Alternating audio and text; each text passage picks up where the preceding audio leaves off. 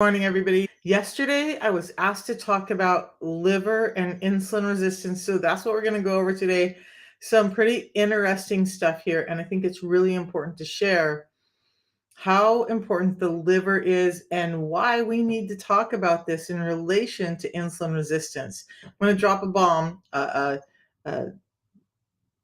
whatever, a precursor, but insulin resistance is the leading cause of non-alcoholic fatty liver disease.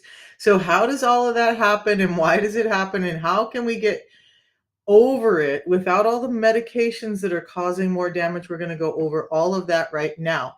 But where are you guys coming in from? Does anybody in here think they may have fatty liver disease, know someone who has fatty liver disease, are concerned about developing fatty liver disease? What are you in here for? Because I want to address your needs and not just what I want to say. So let me know what you need. And thanks, Ro, for asking for this content this morning, because I love when I get to actually answer people's questions and not just guess about what they need. So I do have something that I need to take care of real quick before I continue talking. And first of all, understand that the liver has a number of roles in the body. Only one of them is actually dealing with energy and energy storage, and we're going to go over how that happens. Let me get this done.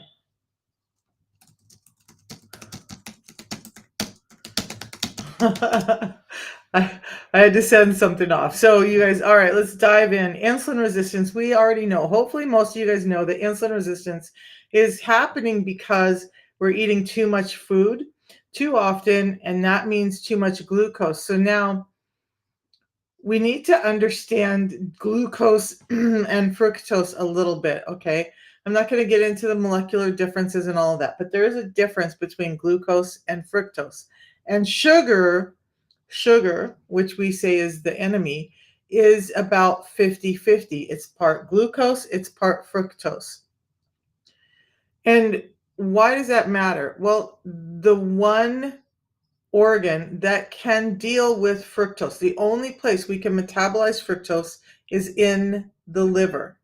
So if we're eating a lot of fruit juices, then we're compounding the risk in the liver. Man, somebody is bugging. Somebody, you guys, listen up. If I don't know you, I'm not going to invite you to go live on this unless you're talking in the chat and have something specific to say about this chat. Every day I get people who are wanting to join the live and talk, and half the time it's baloney, so I just don't do it.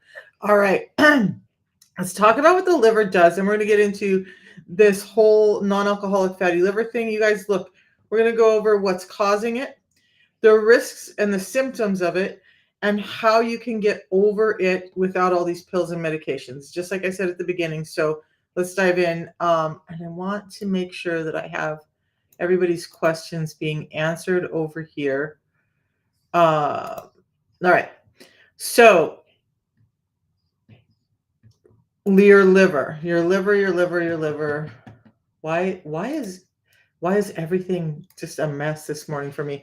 Because I didn't sleep well last night. So your liver performs a number of functions, and some of that is to store energy for future use for you. So when glucose comes into the system, it's taking that glucose, those glucose molecules, and it's binding them together in these little packets called glycogen.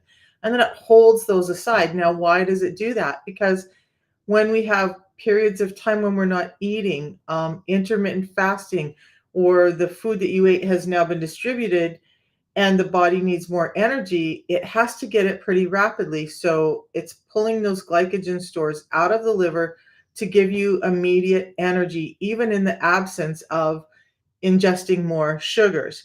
So that's an important function that liver does, but it's not the only thing that it does. It helps with blood filtration. Okay, so I want to talk about these things because if we start to talk about a fatty liver and how it's not functioning, we need to understand why that's important. Why should we even care about our liver in the first place? So it's not like the kidneys where you can lose a kidney and still be okay, or a number of things like lose your gallbladder and you're still okay. You lose your liver and you're done. So we need to understand. All right, so the liver performs these functions. It helps with bile, or it creates bile. It's not helping with it. It creates bile to help break down the fats in the foods that we're eating. So it creates that bile, shoots it off to this little organ called the gallbladder. And we'll talk about the gallbladder later if I've got time. But it helps with blood filtration. Um, Removing toxins and byproducts that could be unhealthy for us. So the liver's in there churning away, doing a lot of work, but it also then synthesizes protein. So like proteins like albumin that help transport substances in the blood and prevent fluid leakage from blood vessels. So now we get into glucose regulation. The liver stores and releases glucose, like I just explained, in these little packages called glycogen to help maintain our glucose or blood sugar levels to be optimal for our energy needs. Okay, so the liver's doing a lot in here. And then it's affecting your clotting factor. It produces clotting factors necessary for blood to clot properly. So if the liver's not functioning properly, you may have a clotting disorder one way or the other. You may not be able to clot well enough. You may be clotting too much. It all comes back to the liver and how the liver is functioning. So it has a interplay in hormone regulation. It metabolizes and regulates the levels of hormones like estrogen and angiostatin. So even in our sexual hormones, this is interplaying with our health, our liver's function. If the liver's not functioning properly, then we're having problems with estrogen levels. Having problems with estrogen levels, you might be seeing some problems with weight. So you need all of those to be functioning properly. And the liver is just the hub that's doing all of this work. So immune cells, like cells that help destroy pathogens and toxins that enter the system from the gut, the liver is doing even that, helping with those immune cells so that you stay healthier and your defenses up against these attacks from um, invaders in your system. And then it helps with fat and cholesterol metabolism. So it metabolizes fats and produces cholesterol for all your bodily functions, the bodily functions that rely on them, right?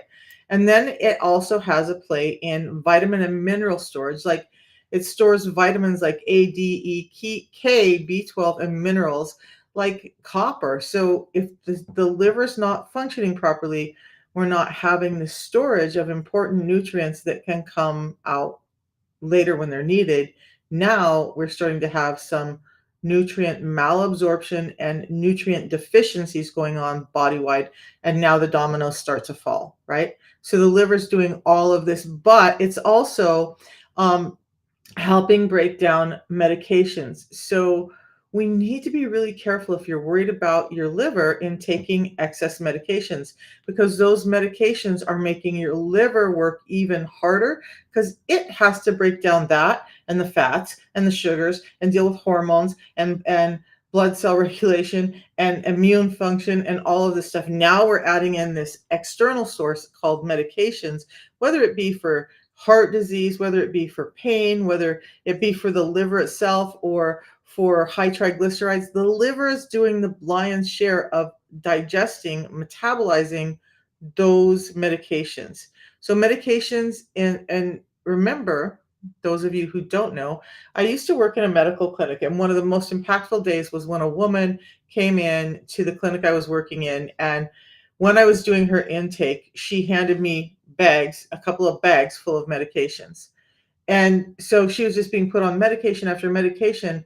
And can you imagine? It took me over a half an hour to put in half of those medications into the EMR so that we could start to see what was going on with her. But as you look at the medications, the amount of medications she's on, her liver was suffering. Well, no wonder, because she's being put on all of this stuff that her liver has to metabolize. And she was taking so many medications in the day, she couldn't even keep track. She was in tears. Medications are damaging to your liver. Many medications are. So be careful with that. If we can find a better way to deal with the liver and the disorder in the liver, wouldn't that be better than doing something that's furthering the damage in it, which is what medications do? So now The last thing I'm going to talk about is the liver processes bilirubin from broken down red blood cells to prevent jaundice. So now that's a pretty big job that the liver is doing. And how is insulin resistance affecting your liver? Well, remember when insulin is high, you cannot break down fat. One of the things the liver does also is break down these fats, these stored packages of triglycerides and glycogen, but it cannot break that fat down. So the liver should, a healthy liver, only 5 to 10% of its weight should come from fat. Your bilirubin is high. There's a number of things. I'm not a specialist in that, but understand that if your liver is suffering, your bilirubin levels are going to be off as well.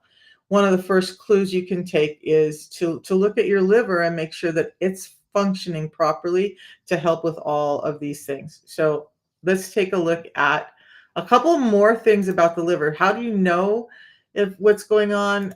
And then again, how's insulin resistance causing it? So remember, insulin wants to store things. So it's taking sugar, it's making it usable for you for energy, but the liver is doing the bulk of the work in converting all of this energy, NAFL.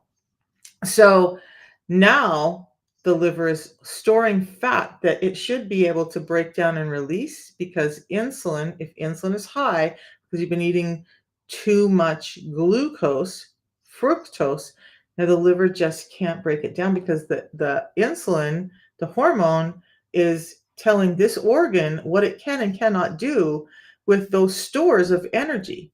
So, and now the liver is not breaking down fats at the right time. It's not breaking down sugars at the right time. As long as insulin is present, it's going to say, oh, no, no, no. I had you store all of this. I'm not going to let you break it down. So, one of the best ways to get over your non alcoholic fatty liver is to reduce the amount of glucose and fructose in your diet. Understand that getting that insulin level down so that the liver isn't being overloaded, that it can do its job. So, getting insulin down means the liver can start dumping out some of this fat and sugar stores that it has because insulin's not telling it, no, you can't. So, in the absence of energy from food, in the absence of this insulin that's trying to deliver that energy, the liver starts to wake up and say, oh, hey, I have a job to do. And now I'm not being beaten down by that big bully in the big house. And I can actually do what I'm supposed to do. Now your liver starts to break down those glycogen packages. It starts to break down those triglyceride packages. And we start to lose fat out of the liver and the liver starts to function better, increasing immune system, increasing proper levels of bilirubin and hormones and all of the other things I mentioned. So getting that insulin level down so that it's not dictating to the liver what it can do is super important. There's a lot more to that, and I'll round back to it, but I just feel like I want to get on with some things here. It's all RF energy. I am actually, interestingly enough, I'm actually using a scanner now. I don't have the pieces of it with me, but I'm using a scanner to check my energy waves in my body, actually to try and help heal some of the stuff that's going on. But our body still needs nutrition, and our nutrition is what's causing most of these disorders. So, are there a lot of other therapies out there that can help and do a lot for us? Yes. But when we look at the basis of what's going on with our entire health, it happens to be a breakdown of our nutritional system, meaning the food that we're getting and the way that we're getting the food and the type of food that we're getting has more to do with this. And yeah, the food all has radio frequency to it too. So, right. So if you're eating more sugar, that's a different frequency than a lean and clean foods. So we'll I am not reading a script, and here we go. You're welcome to go on about your life. You guys, I spend so much time. I don't normally give a crap about those kind of comments, but look, I spend a lot of time researching outside of unicity, outside of the product, outside of everything else to bring you guys information so that you can get your health better. So there's that. All right, now, liver. We just need to understand that insulin resistance is a big interplayer with liver failure, liver, non alcoholic fatty liver, and that when we get it under control, our liver starts to heal. So there's so much. Well, let's talk about fat before I start talking about signs and symptoms. When we look at insulin resistance, one of the things that happens is cells are becoming resistant to the insulin cues, the delivery of energy, right? Some cells are taking in more than they need. Now, our body has this amazing storage system called our fat cells. Our fat cells are taking up this excess energy and filling up. So they're very insulin sensitive. And as we talked the other day, hypothyroid patients have 70% more insulin receptors, and they're far better at binding with insulin than the receptors in people without hypothyroidism. So now we have fat cells that are highly soaking in all of this insulin and getting bigger and bigger and bigger. But at some point, those fat cells start to become resistant as well as they fill up because they're like, I can't take anymore. So now we've pushed our body to the limit where it's like, I can't store more glucose in the fat cells.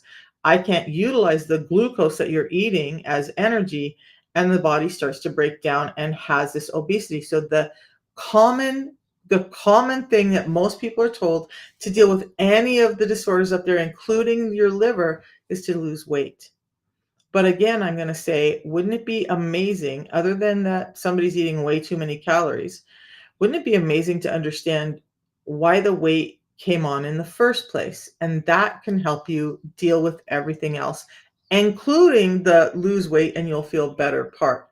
It's not just that simple for many, many people. There's so many hormonal things going on. If your liver's already damaged, this is causing you more problems because you have this dysregulation of how fats and sugars are stored and released into your system. Um, there's some interesting statistics with non-alcoholic fatty liver. I was not able to find any like definitive numbers because what I was looking for was what I wanted to make a point on is how prevalent non-alcoholic fatty liver is in children. So I chose the age of 20, right? 20 and under. What is the prevalence of non-alcoholic fatty liver in children and why is this happening? Well, the best I could find is that about 11% of people under 20 years old are actually being diagnosed with non-alcoholic fatty liver disease. What? How are 11% of our kids being diagnosed with non-alcoholic fatty liver disease? And if 11% are actually diagnosed, how many thousands of kids are there out there whose parents just don't understand what these signs and symptoms are, um, to know that their kid has non-alcoholic fatty liver? And maybe they're giving them the diet high in fruits and fruit juices that they think is really good for them. And so now they're like confused. How is my kid so sick when I'm giving them fruit juices? I'm giving them high amounts of fruit. I'm giving them all of this stuff that I'm being told is good for my kids. So we're going to talk about fructose in just a second. But what I want to clarify is fruits add to your non-alcoholic fatty liver disease in high amounts. But what's the biggest contributor to non-alcoholic fatty liver disease, beyond all the insulin resistance stuff, and it causes more of the insulin resistance problems, is fruit juice. Now we've taken a whole food, we've broken it down to be, hopefully what they're saying is it gives you a higher delivery of vitamins and minerals. You have more vitamins and minerals in the fruit juice than you can eat alone, because one glass of orange juice is worth like 6 oranges. But let's pause a second. Maybe you're getting more vitamins and minerals to the body. Maybe that's true. But you're also getting a higher amount of fructose that doesn't have fiber attached to it that's slowing down the delivery of that fructose directly into your liver. Because remember, the liver is the only place that can do it. So you give your kids, like I've seen kids with apple juice in their bottles, right? They have this little sippy cup or this little bottle that's hanging from their mouth and it's full of apple juice or sometimes orange juice. And the amount of sugar in that little cup of fructose that's causing your liver to overwork is far more damaging than if you would have put soda pop in that cup. Now, am I advocating for giving your kids either one? No, I'm not. But I'm just saying, if you think you're doing something really healthy for your kids and you're giving them fruit juices, you're part of why 11% of the kids have non-alcoholic fatty liver disease. Now, when we look at 18 to 30-year-olds, that number goes up to about 13%. Well, okay, maybe some of these kids have had some drinks, maybe they've been out partying, maybe they've done all the other things, but that 11% now increases to 13%. But when we get past that, it's said that in American adults, 1 in 3 adults have fatty liver or a liver problem. So it's really important to understand what's causing it so we can avoid it and not have kids who are going to be going through some of the things we're going to talk about now. In a minute, I'm going to go over how we can start to adjust our lifestyle in very, very simple ways to help us overcome non-alcoholic fatty liver disease. But um, so some of the signs and symptoms, and I do have notes on this because I'm not like I am not Elon Musk, and I can't just like rattle off or Ben Bickman rattle off all this stuff. Ben Bickman's probably more appropriate. But so some common signs and symptoms that your liver may be struggling. Okay, some common signs and symptoms. And I will probably do a video on these signs and symptoms later today, just so that there's something more permanent, quick you guys can find. I may start to do tabs on these different disorders like PCOS, liver disease, and whatnot, so you guys can go find all that information when you want it. But in the meantime, fatigue and a lack of energy. This one is tough, you guys. Fatigue and a lack of energy, that one is tough. Know that it is a symptom of liver disease, but it's also a symptom of PCOS. It's also a symptom of insulin resistance. It's also a symptom of sex hormones being off. It's also a symptom of cortisol being off. It's also a symptom of thyroid not being able to be used properly. So that's a tough one to just be like, hang your hat on. I'm fatigued and I'm tired. I have liver disease. But know that it's part of the clue. And all of those other things I named, as we talked about in the beginning of this show, that the liver regulates a lot of those things as well. So would it make sense that if the liver is struggling, causing problems with estrogens, causing problems with cortisol, causing malabsorption of nutrients, all of this, that you'd feel some fatigue? Probably so. So I think that even though it's a tough one, we need to pay attention to it and say, hey, there's a lot of causes for fatigue. Not getting enough sleep. Cortisol is up. Cortisol up, insulin up. Now we're damaging the liver further. Understand these things, and it might start to get better of those. Most of these symptoms, but the doctor put me on metformin. My liver test came back good. And out of all of the weight loss drugs, I'm not an advocate for medications, let's be clear. But if you're going to look at one, metformin is probably the least damaging, according to metabolic scientists, of all of those weight loss drugs or diabetes drugs. Do I think that it's the route to go? No, I don't. I think understanding the root cause and addressing the root cause is the better clue.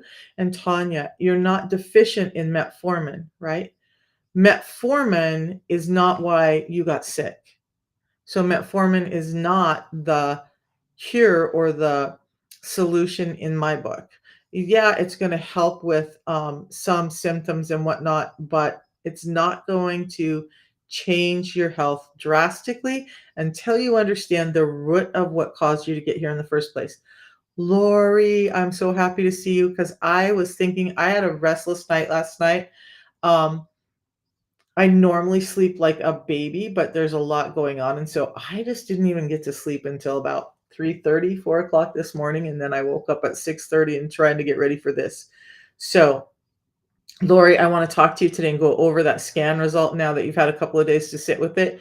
If you've got time today, message me and let me know what time is good for you so we can take a deep dive in that report that you got, and make sense out of it for you.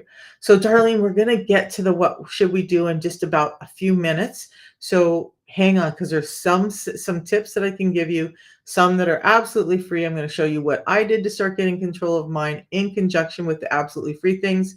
It's a protocol that actually both pieces of this protocol have been shown to, the components of it have been shown to help with fatty liver disease. Amazing. And we're going to go over exactly how and why in just a few minutes. But I want people to understand the fatty liver first.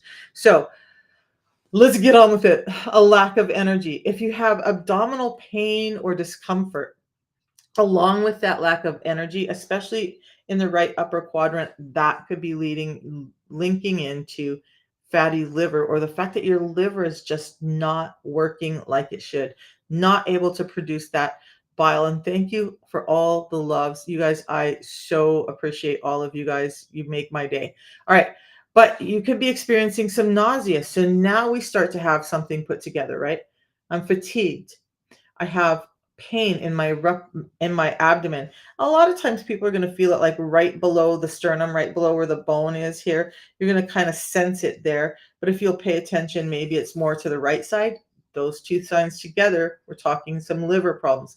Then you add into it this nausea, just like this constant feeling of unrest in your gut, like, oh, I maybe it's painful, like, oh, I should get some food in there to slow this down, or just that nausea feeling that's coming out of nowhere.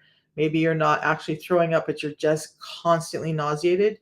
So fatigue, that abdominal pain and nausea, we need to start looking at the liver. There are other things that could cause those three symptoms, but we're going to talk about some absolutely free ways that are going to help your health altogether while addressing this liver. So it can mean a decreased appetite in some people. So if you're just not feeling like you want to eat, that could be a sign. But that's not always a sign for everyone, okay? Because there are a number of other factors in there overriding that decreased appetite, cortisol, thyroid, all of that stuff. But if you have those first three and you add in that you're just not hungry, food just isn't appealing, um, now we need to start paying more attention, right? And then bloating, especially in your abdominal area. So if you eat and all of a sudden your tummy is just distended, and until you've digested that food, it's just like bloated and uncomfortable and tight, and that is a sign of fatty liver. What's really happening is that there's some inflammation going on in there. The liver is not able to do the job it's supposed to. You're putting more food in, and now the liver is struggling to do its job, and it's causing some temporary inflammation and distension in your stomach.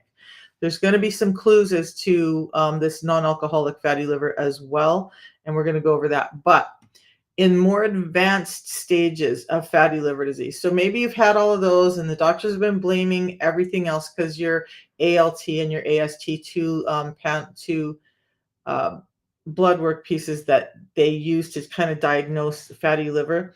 If those are looking normal and you're still experiencing those, these first several symptoms, doctors may be missing the fatty liver part, right? They could be going off on other paths looking for what's happening to you. So as it progresses, if it's not caught early and dealt with early, and I'm going to just tell you, in the food environment we have today, all of us need to pay attention to taking care of our liver, because I think that 1 in 3 adults having fatty liver disease is pretty alarming. It's pretty alarming.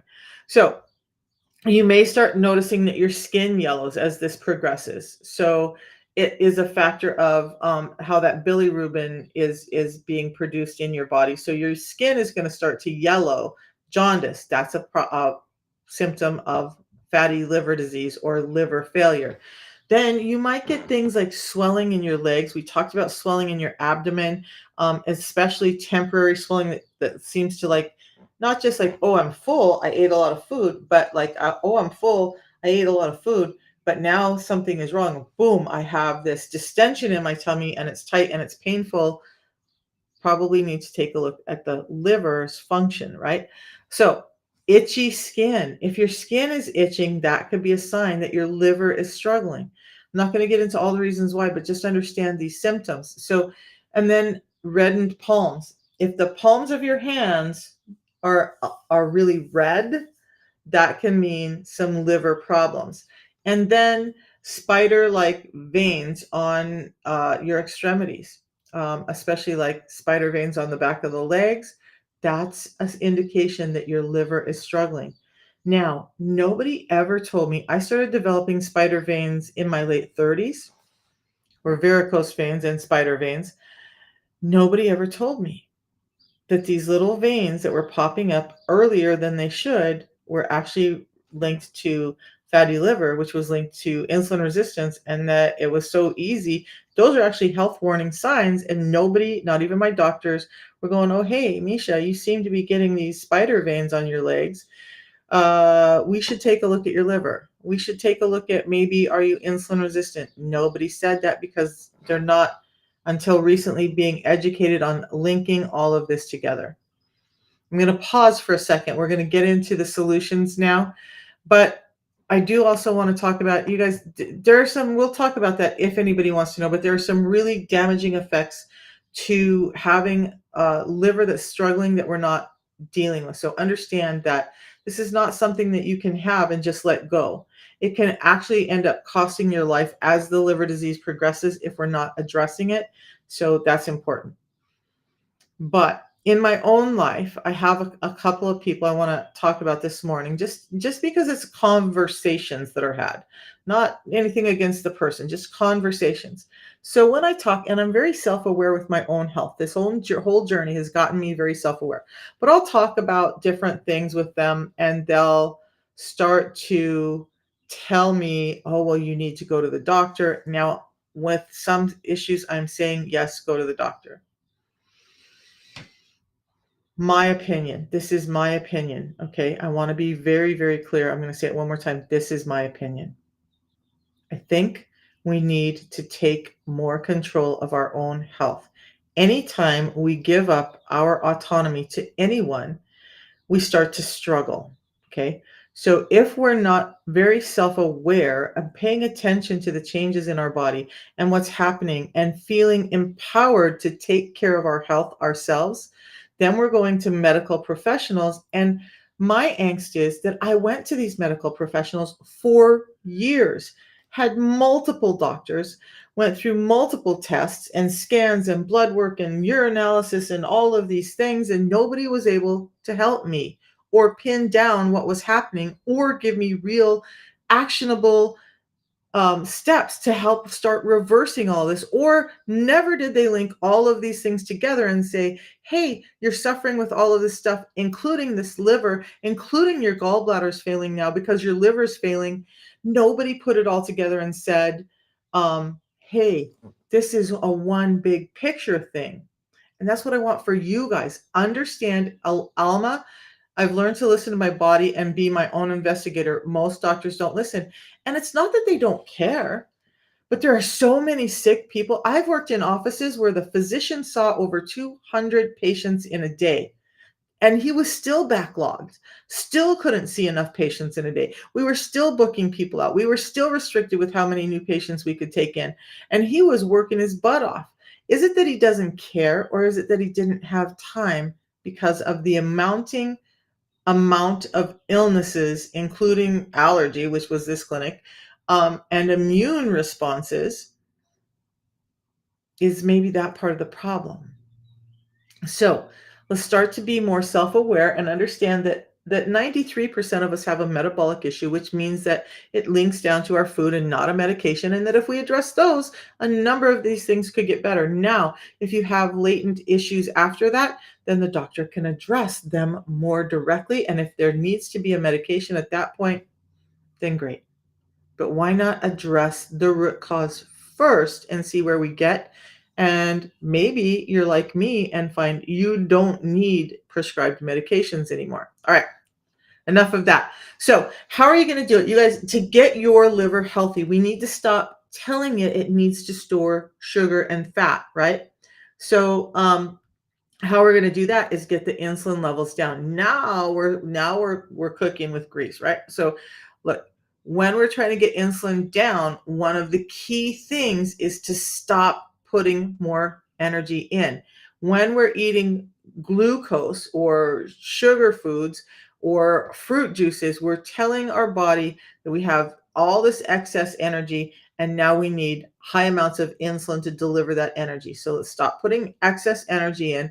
And this isn't about calorie counting. This is about the type of food you eat, because calories from different foods are going to react in your body very differently. Calories from fat react very differently than calories from sugar in your body. Calories from sugar increase your insulin, increase fat storage, uh, stops fat breakdown, and starts to cause this disarray inside the body. Fats don't increase your insulin.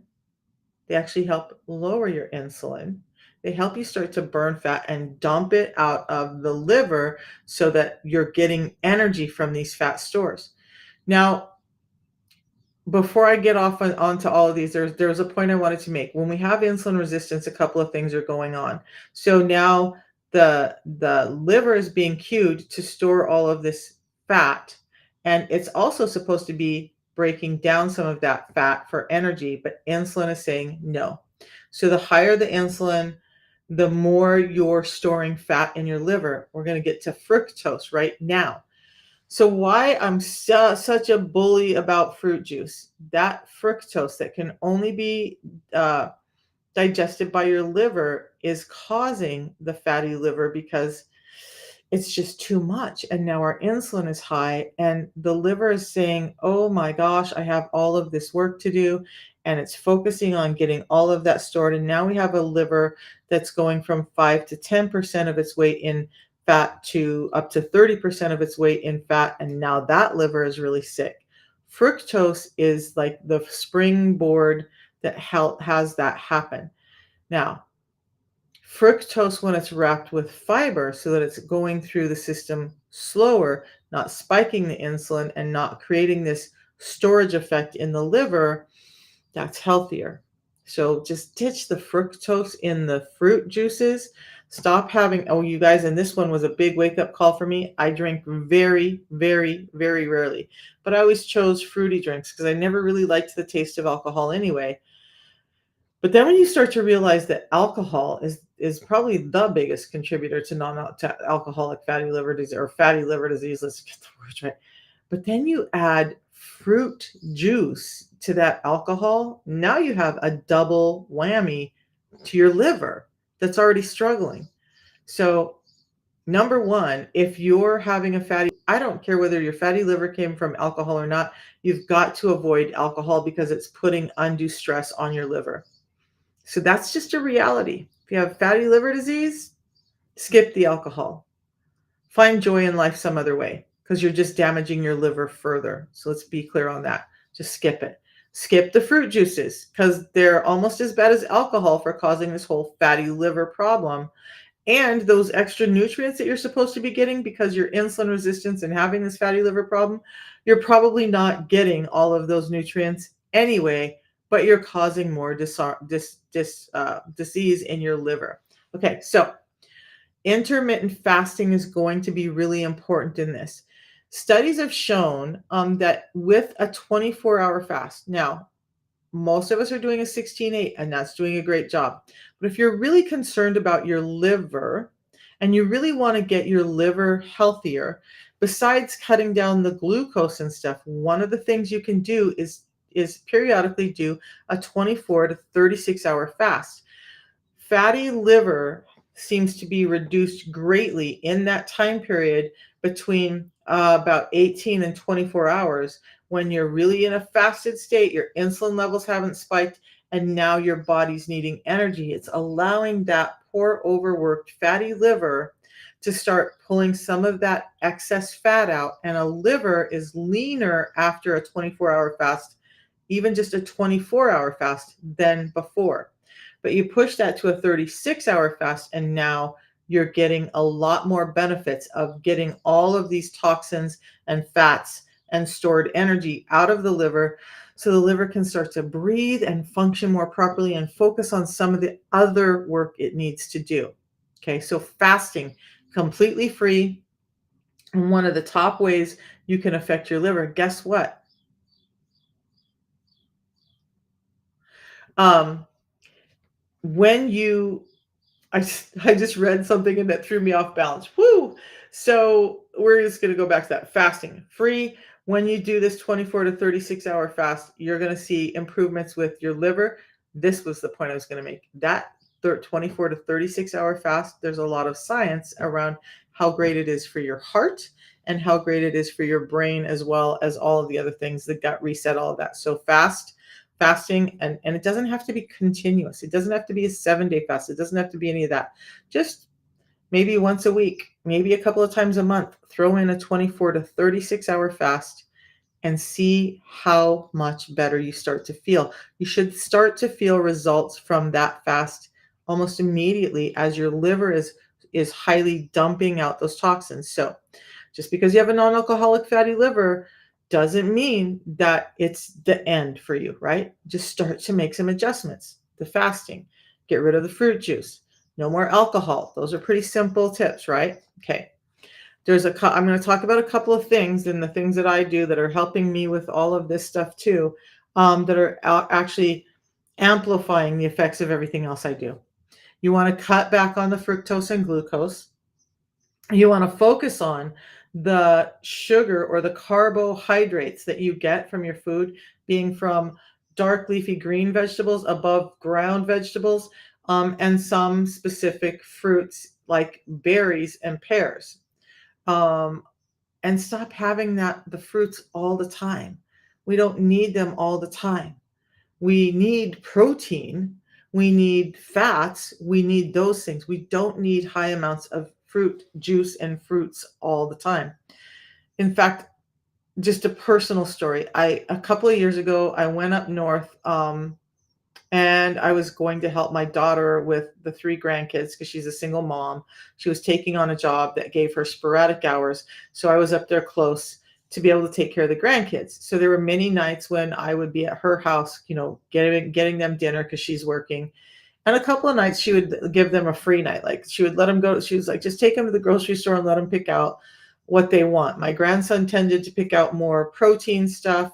The baby tended to pick out all like crappy carbohydrate. The middle child was getting nothing but fruit bowls every time. And I started to notice that she wasn't eating a lot of protein, she wasn't eating a lot of fats, but almost her entire diet was fruit. But I also started noticing signs and symptoms of insulin resistance on her skin, which is another great way to start telling if you have these problems. So we went and had her tested, and sure enough, she was pre-diabetic, on the verge of being diabetic. So she had to cut back on the fruits. When I talk about excess fruits and the factor that it has in your body, these are not just from scientific papers. They're from the people I love and the people I know in my life, and seeing what's happened to them. So now, one of the things that I struggle with is when I go through an airport. First, like, I'm going to be traveling from the East Coast to the West Coast next month to go see my mama. She's getting older, and it's time to go see her. That's just all I'll say. It's time to go see her. So one thing I noticed in these airports, when there's all of this airport food around, and parents are trying to do good. They're trying to keep their kid away from all the junk food. So they go to these acai bowl places, and they get basically bowls full of fruit and all of this fructose and high sugar content with very little protein content. And I always feel bad for the kids, and I always worry about, like, man, how do I find a way? And you just don't, right? I just hope that they find a way sooner or later.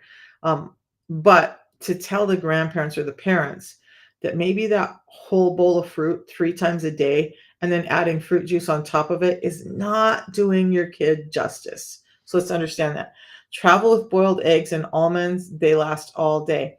Debbie, I think that's great. And actually, I'm leaning more into my protein right now because I really want to clean up. So I'm going to be adding in fasting and protein. You guys have, if you've been watching me, I'm a big advocate for protein and trying to get as much of it in as I can. I'll tell you what I ate yesterday in just a second. But protein is a real big key. And by the way, traveling with boiled eggs, it may not smell well. If you have, Debbie, if you have tips on how to travel with boiled eggs and not make everyone want to evacuate the premises, let me know because I know that opening up boiled eggs can be really odorous for some people, but it's a great source of protein, a complete protein that's really balanced with fats and protein. And I cannot agree more than to have eggs around, right? And I've traveled with boiled eggs before too, but it's always kind of maybe embarrassing because when I open up my little Ziploc with my boiled eggs in it, yeah, that smell can be pretty distinctive. So let me know what you think with that. But I agree with that. Now, I'm learning more about macadamia nuts and the omega 7s, and I don't have all the information, but Tom DeLauer talks a lot about macadamia nuts. I'm going to do some research into that. According to him, they may be a better source than all almonds. So I'll do some research on that too and see what what we do. You guys, for traveling with food, the airport lets you bring in a lot of different food. As a competitive athlete, years before all of my health started to fail, in my 50s even, I was still a competitive athlete and traveling the world to go compete for the US. Now, I would actually pack a lot of chicken and I would just get like rotisserie chicken, cut it up, put it in baggies, put it in my carry-on. Never once did I get stopped or hassled about that chicken being in my bag. Okay. So you know, keeping it cold is going to be the thing, but for a day, that's fine. And that's how I traveled with food, so I could get where I needed to be, and make sure that I wasn't getting all the excess stuff in. Cooked chicken was a great resource for me. Boiled eggs are a great resource. um, and yeah, it was crazy because my carry-on bag used to be the supplements and the protein supplements that I took along with these whole foods that I was trying to get in enough protein before I competed. So you don't get stopped at the airport for that. What you will get stopped at the airport for are things like yogurts, cottage cheese, anything that's wet, and jellos, those kind of things, they'll confiscate those. But whole foods like chicken and eggs, they're not going to bother. You can cook up bacon, you know, no nitrate bacon, and throw it in a baggie and bring that with you. Have some bacon and boiled eggs on the road. That's a great way to do it too. Okay. So now, so we did fasting. We're going to talk about increasing your protein levels. We're going to talk about decreasing your glucose levels and in decreasing the fruits that you eat, right? That's going to help. Put in one of the hot or cold containers. Exactly. So I had separate containers. I had a little carry-on bag that had wheels that was supposed to fit under the seat of the airplane. Most airports or airlines didn't like that bag. I'm like, it's smaller than the carry-ons you're letting other women carry in their purses because mine has wheels and a handle. You don't like it. It fits under the seat. It doesn't have to go overhead, whatever. But I would have separate containers in there. Separate containers for, I would always carry an empty bottle or Stanley cup so I could fill it up with water. I would have those foods in there, and the supplements that I needed in the bags in different compartments. So yes, somewhere in cold. Protein shakes, I think the issue I have with protein shakes. Now I use them and I use protein powder. In fact, my next order is including a new tub of protein powder, because depending on the day and what my lifestyle looks like, I have a scoop to 5 scoops of protein shake in a day. Um, Again, just depending on where my protein intake is, making sure I hit the protein. But my problem with protein shakes are this. Most of them are very laden with sugars. Most of them are very laden with chemicals and preservatives that are just not healthy for you. Also, when you're not chewing, you're not producing some of the enzymes that help you with the digestion of food. So, on occasion, to have a shake to fill the gap, As long as you're focusing on eating real whole foods the rest of the day, I think that's great, right? So you're just filling that gap in your nutrition, but you're not relying on it for your nutrition. Okay. So that's where I think protein shakes fall in. It should never be the source for your nutrition. It should be the gap filler. Okay. There's a couple of things with protein shakes too. Add a little bit of fat to your protein shakes, whether it be coconut oil, avocado. I do protein shakes with avocado all the time, and I just put a little couple of drops of mint in it. It tastes like a mint shake. Amazing. But yeah, protein shakes in the right time, in the right period. Okay. The rest of the time, it should be things like eggs, chicken, beef. You guys, in one of the conversations, one of my inner circle said, "Yeah, I lost my gallbladder because I had such a fatty diet." And I'm like, no, you lost your gallbladder because you had such a high sugar diet, which you continue to do because you're drinking Red Bulls and stuff all day, every day. And it's showing all over your body, but you're got your head in the sand and wanting to say, oh, it's because I ate too much fats, and you're eating all these high carbohydrate foods and continuing to get sicker, thinking, oh, the fat was what caused my gallbladder to be gone, not that I caused my liver to be overworked. So it caused my gallbladder to start misfunctioning. And it wasn't the fat as far as good fats, it was the sugar. Now, if we're talking about highly processed seed oils and whatnot, yeah, that can contribute to the inflammation and the degradation of your liver as well. So saturated fats are not bad for you. They're in high amounts, just like anything, then they can be devastating. But when you're combining these saturated fats with protein, what happens is you have a better usage of the protein in your body. Fats and protein should always be together. If you're looking at a source like lean ground beef, extra lean turkey, whatever, what you're doing is you're unwrapping the protein from the fats that it needs, not only as you digest it, but cellularly. Your body needs those fats when you're taking in high amounts of protein. Not getting in fats with the protein can be devastating, but adding fats to protein also helps reduce the insulin spike, and it keeps you fuller longer. So one of the most satiating meals you can have is going to be proteins and fats. Now, 2,000 calories a day of proteins and fats reacts very differently than 2,000 calories a day of almost entirely carbohydrates. The entire almost entirely carbohydrates is increasing your insulin, increasing the load on your liver, increasing the load on your kidneys, increasing the load on your heart, decreasing energy to the brain, and now we have a problem. So, protein and fats first. Okay, you hear me say this all the time. Do some intermittent fasting. Those are some of the biggest things you can do for your non-alcoholic fatty liver. Get rid of the carbohydrates as much as possible to get the liver clearing out. Now, there are some vegans who are going to say, oh, no, no, you need to do this, you need to do that. That's fine.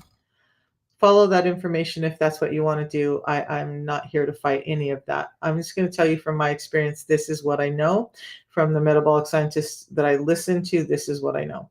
So non-alcoholic fatty liver disease. Now, interestingly enough, if I can find these notes, because I was curious. I'm like, okay, so how does the protocol that I do actually help with fatty liver? So yeah, I went and looked it up. You guys, what I did for my insulin resistance was a tea in the morning and now a tea in the afternoon and a fiber before I eat my biggest meal of the day. Now, I like the fiber so much that I have it and believe in the properties of fiber that I have 2 fiber a day. So my day actually looks like this. 2 teas, 2 fibers. This has 2 teas in it. I'll drink this throughout the day.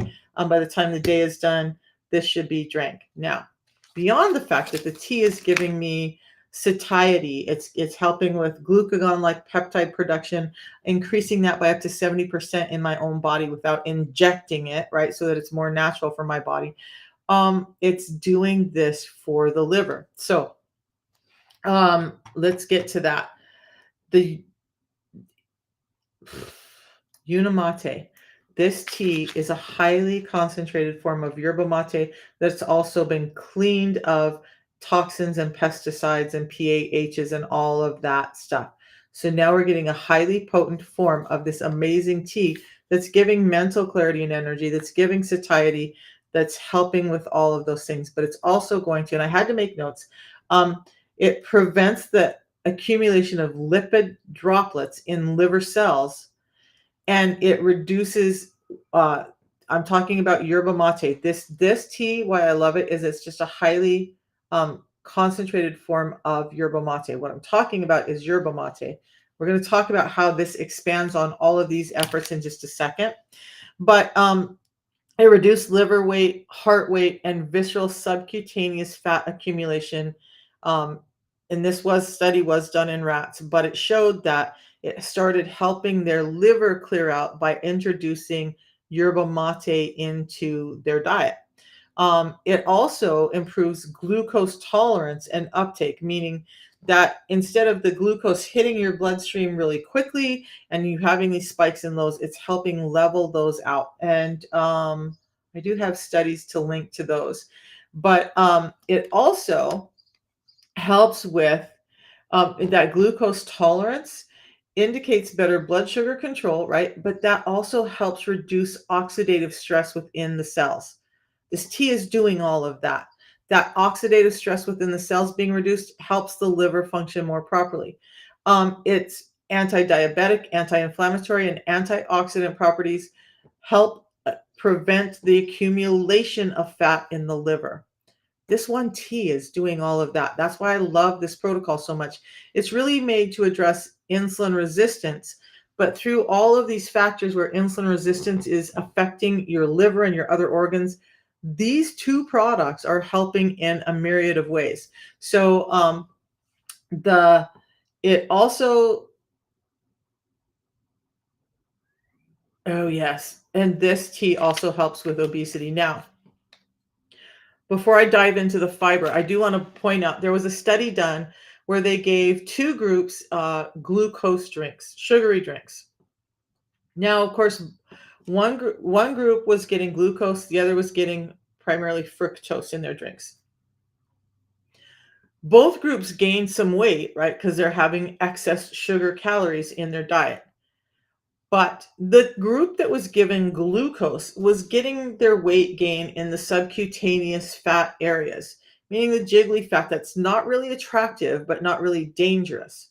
The group that was given the same amount of sugary drink that had high amounts of fructose in it, they actually put on the similar amounts of weight. I'm not going to say the same because that's definitive, but similar amounts of weight, and yet their weight was not in the subcutaneous tissue primarily.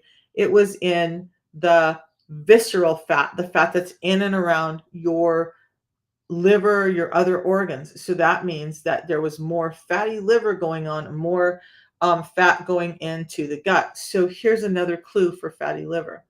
If you're gaining weight, but most of your weight happens to be in your midsection, you get that pokey belly, that belly that's poking out, that's a good indication that your liver is under attack and struggling. Okay. So does it mean that you don't have non-alcoholic fatty liver if you have subcutaneous fat primarily and you don't have the big pokey out belly? I wouldn't go that far because they've also shown that people who are very lean, thank you. People who are very lean with insulin resistance are also at greater risk for non-alcoholic fatty liver. So it doesn't always have to do with the weight or the size of the person, but pay attention to that belly. Because if the person is lean, but their belly is starting to poke out, or if they're heavy and their belly is starting to poke out, this is a good indicator that your liver is struggling. I forgot to talk about that, so I wanted to talk about that now. This is helping with all of that. It's helping with not gaining excess weight, with keeping your hunger levels at bay, with keeping your mind working properly, with getting nutrients into your body. A number of those vitamins and minerals that the liver processes and stores for us for later are found in this packet, that A, B, C, D, E, K. Those are found naturally occurring in these. We don't add it. It's just an amazing part of this plant. Now, this tea is 375 times more potent than any big yerba mate tea. So Now, how is it that people are getting over fatty liver disease? People are getting over insulin resistance. People are getting over PCOS and whatnot just by doing this because the tea is actually really amazing. Look at I'm not an extremely religious person. I'm a more what I would call spiritual. I'm Native American. I lean more into the spirit than just religion. But I want to say this: if we believe that there was a creator that created this amazing world for us to live and thrive on, we were never meant to just survive, right? We should be able to thrive. So I think there have been a number of things that have been put on this planet for us to be able to do that with. This plant happens to be one of those, in my opinion. Now that I know about yerba mate, there is not a day that goes by that I don't have yerba mate in my diet because of the mental clarity it's given me, because of the energy it's given me, because of how much better I feel in the day. And now knowing how much it's affecting this liver that I'm concerned about after 30 to 40 years of insulin resistance, I really want to make sure I get this in to help give my liver, my heart, everything else the best chance it can have.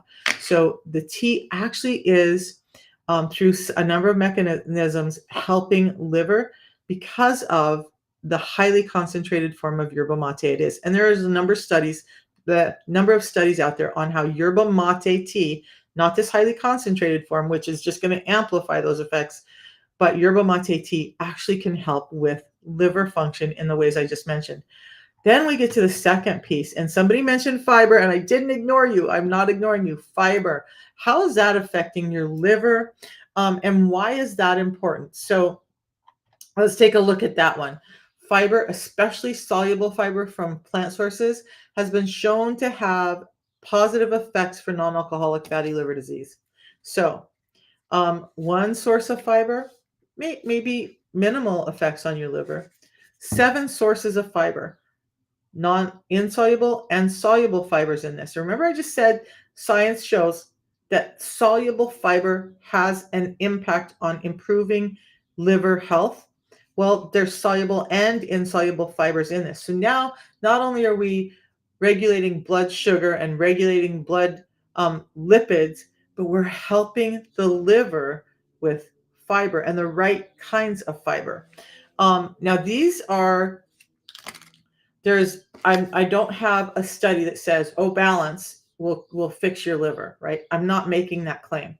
What I'm saying is when they've done studies on how fiber affects the liver, this is what they found. And why I love this product is because it puts all of this together for me. So I'm not trying to be out there guessing what types of fiber should I eat.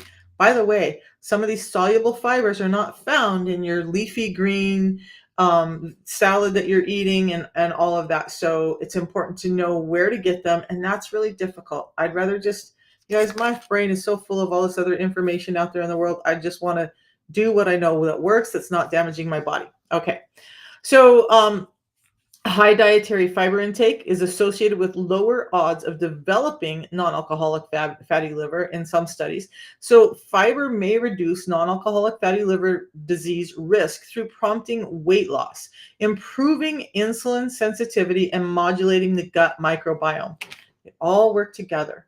Got to get that gut healthy. When the gut microbiome is healthy and it's not inflamed and it's not sick, guess what? The liver is sitting right there next to all of this.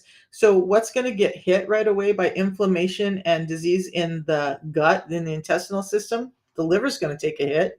So by cleaning up the gut, we're helping the liver do its job and not be so overwhelmed. And fiber does that for you. So but it's not just the soluble fiber, right? Soluble fibers like inulin and others have been linked to reduced body weight, improved glucose regulation, and decreased liver enzyme levels in NAFLD patients. Whew, that was a mouthful. So, in a multi-factor action, it's helping the liver with things that are just helping your overall health. And would you rather do that than a drug that's actually killing your liver off more? I would. I would. Okay, so insoluble fiber um, intake, increasing that intake has been shown to improve non-invasive scores for liver fibrosis in NAFLD, meaning it's helping improve, even when somebody has NAFLD, it's going to, untreated, start to cause scarring on your liver. By adding fiber in, even when somebody's already uh, dealing with fatty liver disease, it's helping reduce the progression of that disease so that it's reducing the scarring in the liver. Fiber is helping with that. Fiber, insoluble fiber. Soluble fiber is helping with another piece. This has a matrix of both fibers. This does not. Okay. Um, Okay, but besides that, it's helping you feel full, which is one of the great things with this fiber. It's helping with blood glucose regulation, reduces a blood glucose spike by 20%. The blood glucose spike comes down, insulin comes down, insulin's effect on the liver starts to come down. Now we have a liver that can actually breathe and function. Um, just eat food with fiber. It's so simple. Yeah, if it was so simple, Conflict Whisperer, I would have been better years ago because I followed all of those things. I had the medical medium. I researched all the foods that I should eat. It was inundating to try and figure out what to do for my health and not have, like, I had spreadsheets. Not everybody wants to go through spreadsheets of, I need this fiber and I need that fiber and I need this and I need that and I need, and then this is how I'm going to put it all together. And by the way, I got to go out and buy all the food to put all this together. And that food that I got to buy to put all that together to give this effect to my body cost me way more than $5 a day. And this is real food that's just been packaged so that you're getting everything you need without having to do all of that spreadsheet and work and going and buying all this stuff. And by the way, how am I supposed to get those 7 different soluble and insoluble fibers? Like a year or so ago, I traveled, and some of the Pacific Rim countries were still pretty much shut down. There was no food available in the airports. I was traveling for 2 days, 17 hours on a plane, 14 hours in an airport, another 14 hours on a plane. Where am I going to get all those fibers during that time when I'm being fed noodles and stuff that are causing insulin spikes? It's great to try and do that by yourself, right? But the truth is, most of us are only getting in 10 to 6. Now I'm going to talk fast because I'm on fire now. But most of us are only getting in 10 to 16 grams of fiber, and we need more fiber in our diet.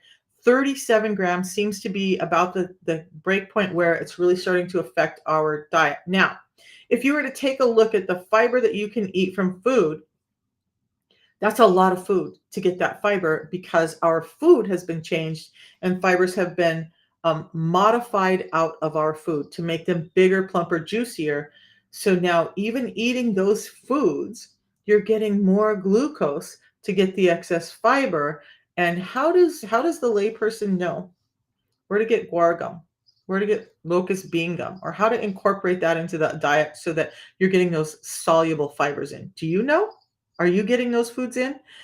Insoluble fibers are easier to get in through some of these things, but we need the combination of the two. So for me, it does come down to this. Now, I'm not a big proponent of eating everything from a package or a box, but this is really filling the gap so that I don't have to do the thinking. I don't have to do all of that. I drink this 10 minutes before. I know that my blood glucose spike is lower. And by the way, it did reverse my diabetes. I had an A1C of 7.4. It's now 5.3. And all I did, I still have a real life. I still eat real foods. I still have cupcakes once in a while and ice cream sometimes. I still do all of that stuff, but I do eat better. And then I added this in, and my A1C went from 7.4 to 5.3. I lost 50 pounds. My heart health got better. I got off of medications for my heart, for my thyroid, for all of these things. Eat papaya. Papaya is great too, but it's not giving you all the fibers you need. And papain is an amazing source. I like papaya. I'm not able to eat papaya though. Another clue, you guys, is one thing that I've heard a lot about. I don't have the scientific studies, but in my gut, in my intuition, I tend to believe this and follow it.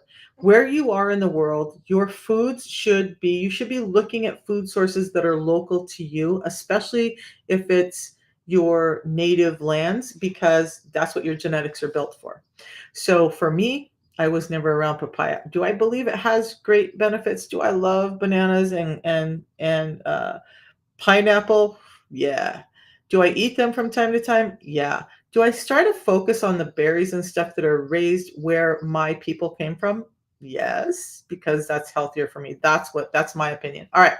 So these both have components. So fiber and the yerba mate tea have both been shown to help with liver health.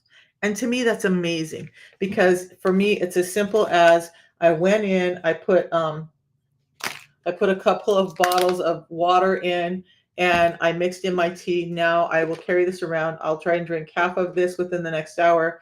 The rest of it I will sip throughout the day. It tastes amazing. It's giving me energy. It's giving me satiety. It's keeping my hunger at bay. It's keeping that GLP-1 glucagon like peptide action higher. So I have that satiety. So I'm not overeating. So I'm not getting a hold of those other things. It's helping me with liver function. It's helping me keep my glucose levels down. So I'm more insulin sensitive. All of that from a tea. Antioxidant, anti-inflammatory, anti-cancer properties to boot, plus highly laden with, not laden, enriched with naturally occurring vitamins and minerals. So yeah. Now, somebody asked, I'm sorry, somebody asked where to get it. Just go to my profile link up here. You'll see red light symbols in my profile. And under the red light symbols is a link that gets you to my profile, my link tree, where all of this can be found, and just go there. If you're having problems accessing it, just message me. I'll get you the link directly. Generally, it's because caches need to be cleared. All my links are working. I've checked them every day and they're still working. Oh, yeah. Yeah. Genesis, papaya. I had traveled to Asia. I probably will not go this year because I have a lot of family concerns. And we're moving from Maryland to Kentucky around the time when our trip is occurring. And you guys, my business is important, and learning and celebrating is important. But what's the most important thing to me is my family and the people I love. They're going to get taken care of first. I got to go see my mama. I got to take care of a grandson. My son is deployed. We'll be coming home. I'm trying to do a lot of different stuff. My family's most important. I'm not going to Asia, but I will be going to the western half of the US to visit family here soon. So traveling, I will still, again, I have a purse that is it's a small purse, an over the shoulder purse that I keep with me when I go through the airport because it's accessible and it's like right next to my body, right? These are so easy for me to put in that little purse along with my ID and any credit card information that I need and my passport. But this all fits in that small version of purse. So when I get inside the airport, I take one of these in a different form and I fill it with water. I put the tea in and now I'm good to go. Not out there trying to beg steep begged yerba mate tea. I'm not out there in an airport trying to find, and I'll be traveling all day to go from one coast to the other. I'm not out there trying to find the right nutrients to have and hope that I can carry them through an airport. Fits in my bag. In my carry-on bag, I have backups of this. In my checked bag, there's even more of this because I'll be gone for a week. So I actually probably pack about 10 to 11 days worth just in case. My mom, she's 88. She's been going through some health things. And when we go to visit her, she just wants to have good memories and good times with her kids, her grandkids. That's going to mean, unfortunately for most of us, that's going to mean she's going to want to have some of the foods that meant something to her growing up, that have an emotional connection for her. That means my lifestyle's not going to be perfect when I go back there. As much as I'm going to try and put my foot down and say, Mom, I got to take care of my health, she's going to try and sneak some stuff in. And I want her to have those memories. I want her to have that good time. So I don't want her or the rest of my family to feel like, oh God, here comes Misha again. She's the crazy one talking about all the stuff that she has to avoid. And so we can't have this and we can't have that. And we just don't know how to feed her. No, I get to eat what everybody else eats. I just add this in and it helps me manage that because we're talking about real life solutions for real people. EJ, the packet is, so there's two different things. It's a system of protocol to help with insulin resistance, which by the way, leads into all of this stuff, including your liver. This will be housed on Facebook and on YouTube after, so you can go back and listen to some of the stuff about liver and insulin resistance. But what this is a system that I started to help with my diabetes and hopefully some weight loss, that as time has gone on, I've started to learn the real the the real gold in this is by addressing insulin resistance, we're affecting all of these other diseases and disorders. But when it comes to the liver, yerba mate tea and the right kinds of soluble and insoluble fiber have had many multiple studies that show it's improving improving liver function, and so it's helping with non-alcoholic fatty liver. So it's a tea that I have in the morning and a tea that I drink again in the afternoon. In the morning, it's waking me up. It's giving me mental clarity and energy. It's helping me not feel hungry when I'm in a fasted state. In the afternoon, after I've eaten my lunch, before I've eaten my lunch, whenever I have an energy crash, I drink this. Or if I'm having breakthrough hunger, I drink this. It starts to shut the hunger down. When I drink this, which is the second component to this is giving me some of those fibers. Now, the system is 2 tea and 1 fiber in a day. For those of you who are fiber nuts like me, I do 2 of these a day, and then I do another fiber that has a bunch of herbals in it that help clean the gut out. Now, when I add the other type of fiber in these 2 packets a day, I've gone from 16 grams of fiber to that closer to 37 grams that I talk about that I want without having to add in extra food. Okay. It's working and it does great things for people. I've had people with kidney disease start to reverse their stage 3 kidney disease and are no longer suffering with that. People who've had liver problems, heart problems, thyroid problems, who are all seeing relief by addressing insulin resistance. This is real food, gluten-free, halal, no animal products, that is helping with all of that. So that's what's in the packets, and I'll put a link in over here for you guys. Um,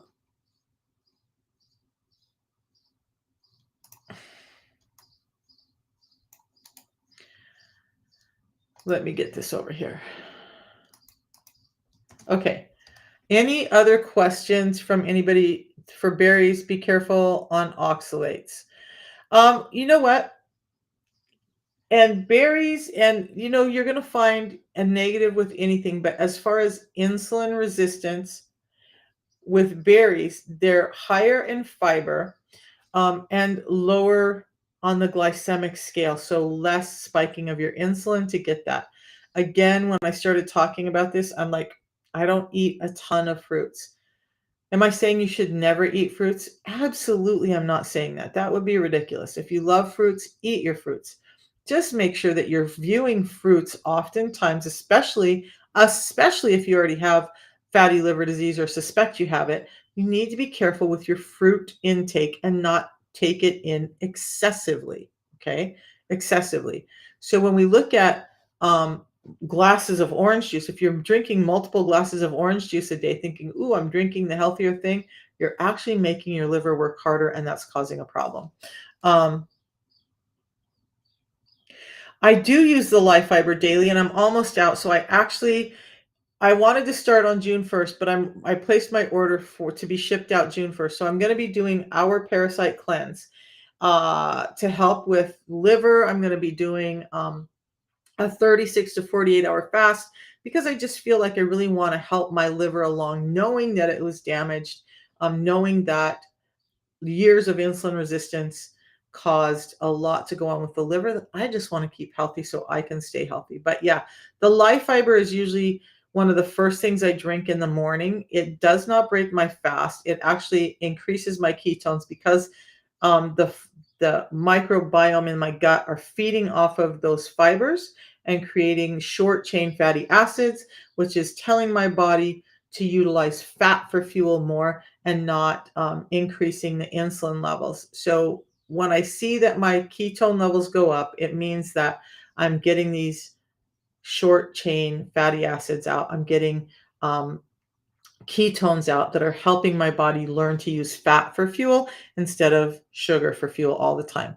So yeah, I do use the Life Fiber daily. By the way, the Life Fiber is much less expensive than the Balance, but the Life Fiber is not doing all of the work that the Balance does. So I combine them, right? I just know that I'm trying to get in fiber through my regular meals. I add the Life Fiber in to get several more grams in a system that's cleaning me out. I do it in the morning because as I've rested and my body's dumping out and clearing out the stuff in this short fast, the life fiber then comes in and helps sweep that out. Then when I have the balance later in the day, this balance is helping with the blood glucose and blood lipid regulation, as well as helping my liver function properly because it has the 7 different soluble and insoluble fibers in it. Is fructose intolerance related to liver issues, insulin resistance? Absolutely. So, you know what? Glucose intolerance is related to liver issues and insulin resistance. When you start to have high levels of fructose or glucose consistently, you're increasing your insulin levels, which is increasing long term in your insulin resistance levels. And when you have those insulin resistance levels, you can start to become resistant to being able to metabolize glucose. You can become resistant to being able to metabolize fructose. So, for you, if you're fructose intolerant, you know that fructose is going through your liver. That's the only place that's going to metabolize that fructose is your liver. And if you're intolerant to it, now you're causing more inflammation in your liver and causing more of the problem. Inflammation in the liver, inflammation in the body increases insulin resistance. Insulin resistance increases inflammation. It's a really bad circle. And why do it? If you know your fructose intolerance, get rid of the fructose or limit it highly. So that's a very different situation than most people. Most of us just need to understand that fruits are a reward. They were never meant to be the staple of our diet. We are not orangutans. We don't have the same gut system. We don't have the same metabolism. We cannot digest that amount of fructose like they can. We're just not built for it. Okay.